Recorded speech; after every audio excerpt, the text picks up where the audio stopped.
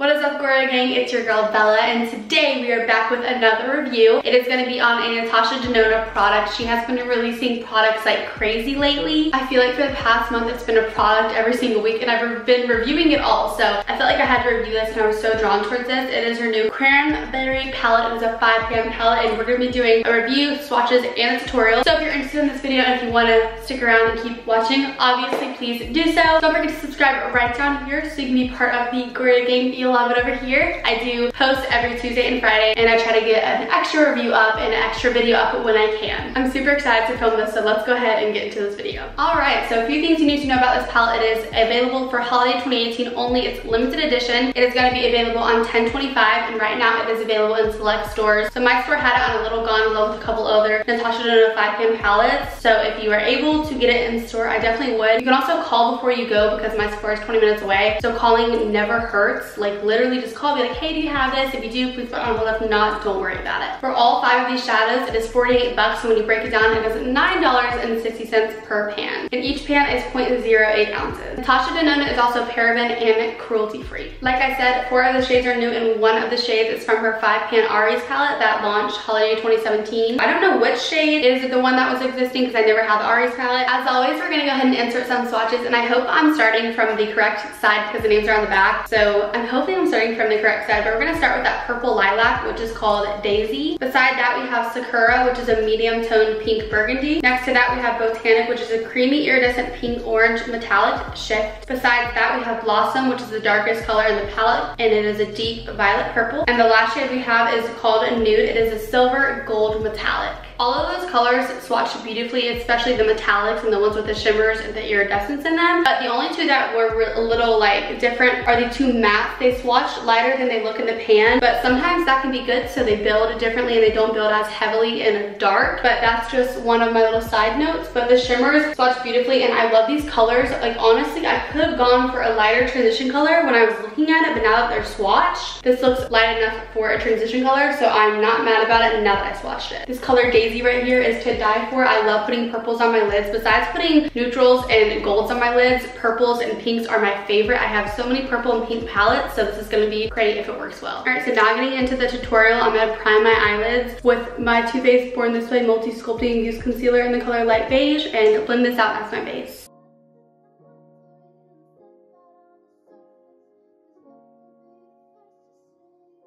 And now I'm just taking a Makeup Forever single in this little bone shade, and I'm going to set my whole lid. I think I want to use Sakura in my crease, and then use Daisy on my lid, and then this in my inner corner, and then on my lower lash line I'll use this. I wish I could use all 5 shades, but I don't really know where I'd put this, but I'm really drawn to this color. It's like my favorite because it's purple. Now I'm just tapping into Sakura, and it did swatch lighter, but I'm not going to still go in crazy. I'm just going to take a little bit and blend it through my crease. That's it blended a little. I'm actually really liking how it's not too pigmented, so now I know I can go in with a little bit more and then keep building it. So I just dipped for my 3rd time, and now I'm gonna go back in 1 more time. Now that's the color that I want. I like how I'm able to build it and it's not too crazy at first. It's taking the slightest bit more to blend, but it's not getting patchy and it's not skipping, so I don't mind taking like that little extra second to blend. And that is 3 dips in and blended all over the lid. I think it looks really good. And now I'm gonna move on to this eye.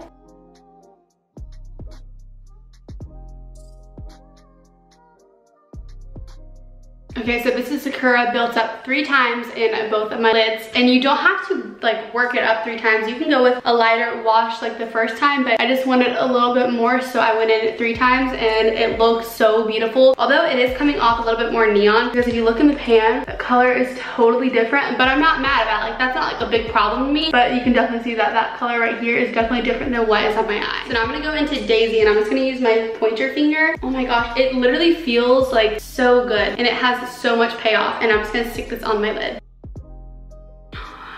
Oh my gosh. That color is my favorite in this palette, 100%. That is beautiful. I'm going in with another coat of it and building it. That is absolutely so pretty. I'm gonna go in with a little bit of Blossom and take this out here in this corner. Oh, Blossom color, you really have to build to get a darker color, but it's cool because you can start off lighter and then use that color, or you can just go ahead and keep applying and let it get darker. I'm gonna go back in with that daisy color. I'm gonna put it more onto this inner corner because I wasn't able to get my finger in that, and just make it a little bit more connected to the lid. So now we're gonna go ahead and put daisy on this lid. I'm applying one more coat of daisy. So there is a little bit of fallout down here, but that's because my finger was kind of touching my eyelash and it just kind of fell. I don't know if you guys can see, but I have a ton of sparkles down here from it falling on me. So you may want to wet it with Fix Plus if you don't want that problem, if you do your eyes last, but I always do my eyes first. But today I just decided to wear face makeup and then do my eyes. I'm now gonna take a little bit of nude in the inner corner of my eye. That is a beautiful inner corner highlight. So now I'm taking Blossom on this eye to darken it up like I did on this side. For the lower lash line, I'm first gonna take Sakura. And now I'm taking Blossom just on this outer corner.